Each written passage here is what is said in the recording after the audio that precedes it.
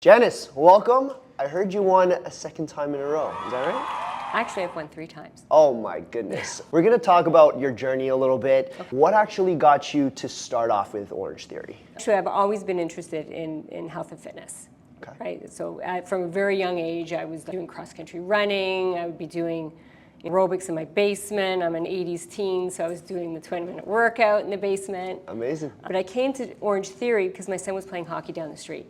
And he had a 3-hour hockey practice once a week. And trying to fill up time. I had to fill up time. I couldn't hang around the arena. Okay. So I started off here just coming once a week, and then it progressed from there. Now, obviously, it's started off with your love for fitness and then getting into the schedule thing.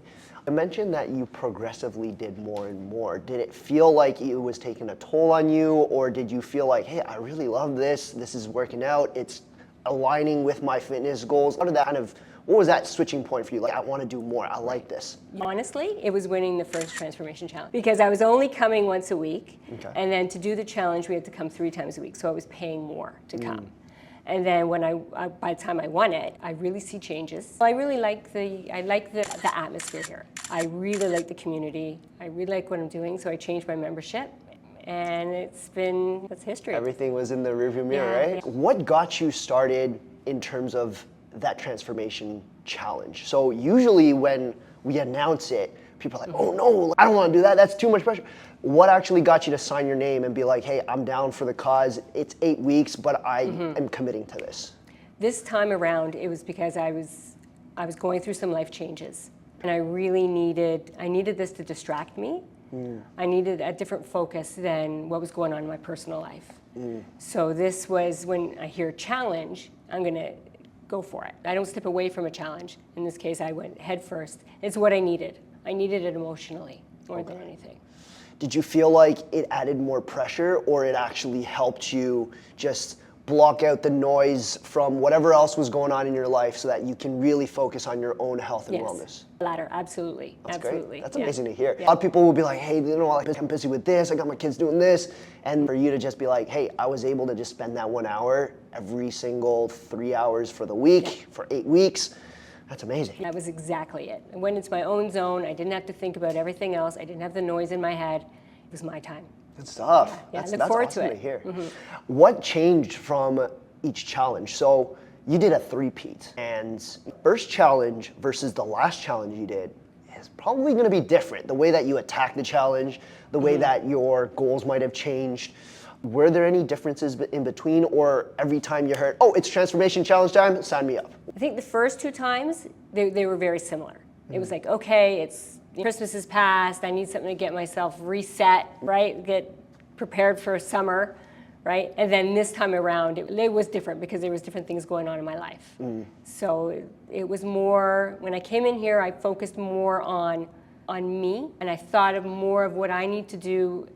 Also, as an aging woman, what I need to do is different than the first time I won it, right? 100%. I need to work on strength. I need to do different things and focus more on my nutrition as well. So before it was like, oh, I'm not going to eat as much, or I'm going to watch my calories, really focused on calorie deficit. Whereas this time around, it's like, okay, well, that's not going to work for me. Now, in my age now, I need to focus more on my nutrition and more on weights rather than running and doing extra things, cardio-wise. So it was just things did progress along with my mental health, my emotional stuff that was going on with at home, and my age. First 2 times your goals were different. This time you switched things around and you still won. So huge congratulations. That's awesome to hear. In those 8 weeks, did you feel like there was, first off, challenges or obstacles? Obviously, you locked in. These 8 weeks is the time to shine. What was kind of like hurdles or bumps that came across that might have been different from outside of the challenge? The challenges that I had, the obstacles just would have been family stuff, right? So family celebrations, right? We had quite a few of those over the 8 weeks. More indulging, but then still telling people like, hey, I'm in a challenge. But you know what? That's great, because you still showed up for family gatherings. You still showed up to go out, and you still live in your life normally, but you're just more aware, more conscious of certain decisions that you make, right? You don't have to have this massive bowl of pasta or, half a bottle of wine. You can make changes and still have fun. What kept you motivated in the 8 weeks? Was that just all spearheaded by your own self-motivation or the community here or maybe some of the coaches? And then how do you think that might change after the challenge? So now that we're out of it, we're not in the zone anymore. Right. You think you can carry that motivation, whatever that cornerstone might have been, moving forward? I think that is a challenge now, right? Okay. It's a new challenge because when you have a goal, there's always an end point, right? So it's changing the terminology in my head that instead of having new goals now, let's just try to lengthen it. But I mean, it's true. I had a vacation planned, right? I had my dad's memorial right at the end. So that was something that pushed me to the end of the 8 weeks. And now I'm thinking, what do I do, right? And it's, I think my way of looking at what a goal is changing.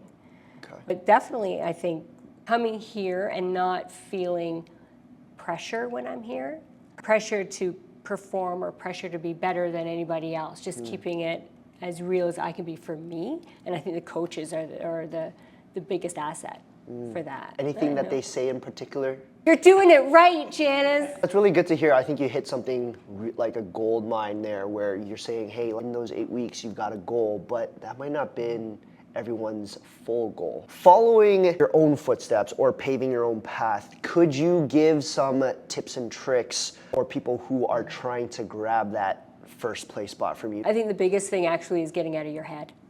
What does that mean? We're so mean to ourselves in our own heads, right? We have such negative self-talk.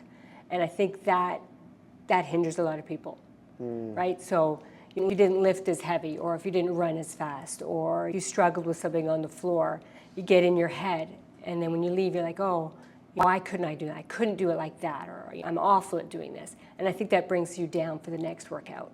So it's turning around that negative self-talk, I think, is really important. And it takes a little bit of practice, but I think as coaches as well, I think that's something really to focus on, getting out of your head and looking at things in a more realistic or more positive sense.